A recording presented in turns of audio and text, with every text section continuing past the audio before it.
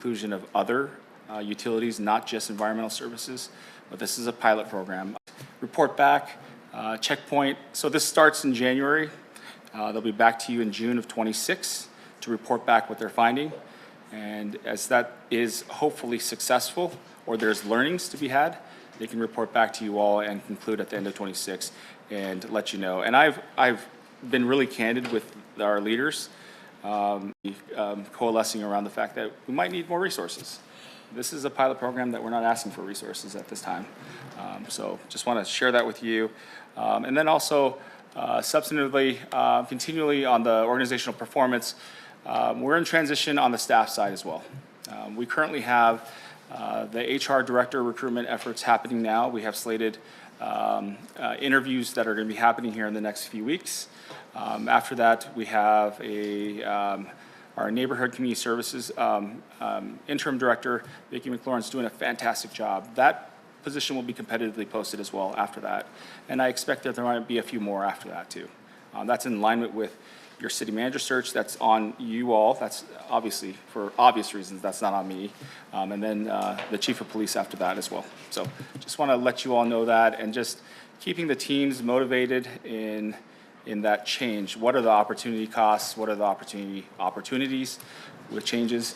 And I think from a morale standpoint, just keeping our directors, many of who are behind me today, that you want me to share information with the council members in a clear, timely, and concise manner, and provide clear understanding of next topics. Externally, high-quality, professional, accessible external communications and outreach, diverse and broad base of communication, community stakeholders, dialogue about issues of concerns, news media relations. I take from this, these words, pretty straightforward. Hyun, I'm talking about myself in the third person, message in innovative new ways to tell our story a different way. And so I can report back to you, this is the work plan efforts that we're doing. I can report back to you, both Allison and myself and many of your directors are going back to the base, which is I may come into an audience to talk about the budget, or I'm there to talk about a project. They want to talk to us as staff on your behalf about what we're doing to help protect them. And so to the next council expectation around strategies and status, I just want to share with you all on the description behaviors here, implements and actively monitors council priorities and progress, engaged and provides sound recommendations. I hope that I can, have substantive things that I can bring to you. And it's happening every day. It's every Tuesday. Mm-hmm. There's a lot going on right now, and I don't need to share that with you all as my bosses here. You know what's going on there. As far as work plan items, I'd like to share, just from a broad sweep here, Tacoma 2035. This presentation will be coming to you in November for a refocused way in which we can. This project is in peril. We have committed $3.5 million in general funds, but we are also the fiscal agent for this project in the tune of $4 million for the federal government. And leveraging that federal pass-through was a good idea yesterday, it's a good idea today, but as changes happen at the federal level, we need to continue to monitor this project on a weekly basis. And Interim Director McLaurin, Deputy City Manager Griffith, they are all execute on cleaning up the air in South Tacoma. I believe we are in a better position. Let us deploy those dollars. And so that's a lofty goal. And this is probably one of the most risky ones, because the standpoint is we don't have control in imposing our will to the state. And so I do trust that Director Chavez and his team are the right team to work this out. And success for me as a success factor in reporting back to you is, can we get an interlocal agreement with DOE, hopefully by the end of the year. So I think Hugh and this really came out great, and I really like the flow of it. I don't have questions because I've had some time with it, and I think maybe our colleagues need a little bit more time with it, but I appreciate that there's the sort of high level you sent to staff and to us about the budget and talk. That's the kind of stuff I'm looking for, is that being ahead of something and bringing out information so you're transparent. I really appreciate that. That was and it was well written and very thoughtful. So I wanted to just commend you on that. I didn't get to say that, so thank you. Thank you, Councilmember Rumbaugh. Councilmember Hines. No, thank you, Madam Mayor, and thank you, City Manager. I think this is really great. I'm very excited about the permitting plan, the concurrent permitting. That's something you've heard from myself and the Deputy Mayor quite a bit over the last couple months. I get many of us. And so I'm happy to see that's part of the plan. I'm also very excited about the Department of Ecology partnership.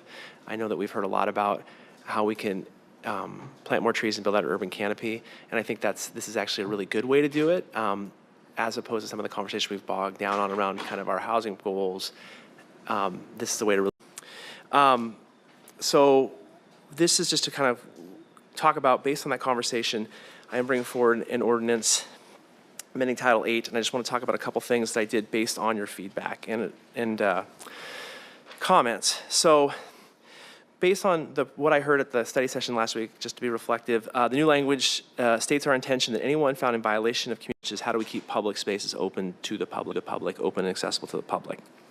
One comment was about some of our pre-existing buffers that were around our shelters, and could we decrease it? So as part of this next proposal, I'm bringing forward, we're going to decrease the 10 block buffers that are around the shelter sites that are outside of the downtown core from 10 blocks to 5 blocks. So think of Thames 3, Kingfisher Village.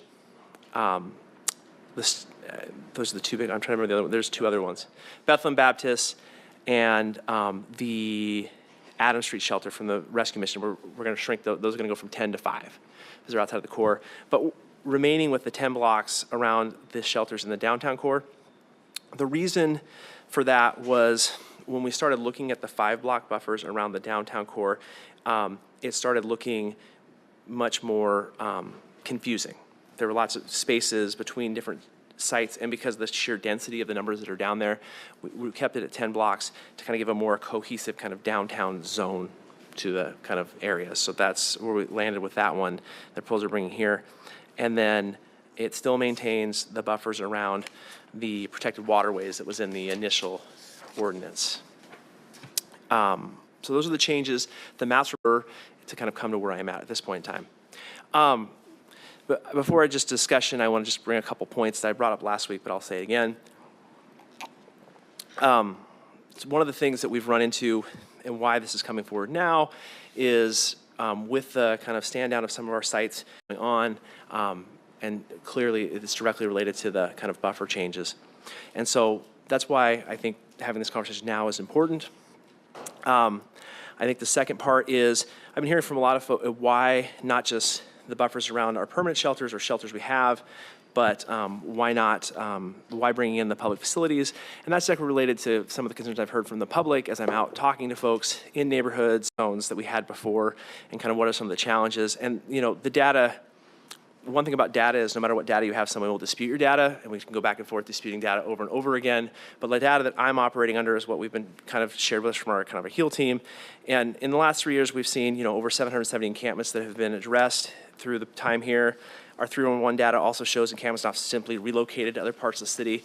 I would just be clear that one of the concerns that was raised in 2022, and I said this way back in 2022, but this plan is not about ending homelessness. I'm a firm believer the way we end homelessness is providing shelter and housing for folks in our community. And finally, just really clear, this goal is not to limit anyone's ability to use or visit public facilities. Public parks, public libraries are open to the public. Anyone can go there. This is not about that. This is about encampments and storage of private goods on public property, and kind of the taking of public property for private use that we're really trying to address here. On services first, around permanent supportive housing, around all the things that we state as our mission and what we're working toward in our strategy that we do have. I understand that would be a key part of this, and so thinking at how do as the policymakers here, and we know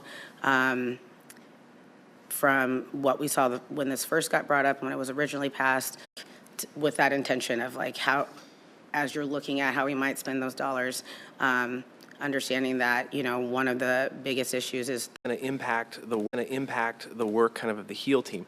One of the things that I was bringing up was with the buffer areas kind of going away, we actually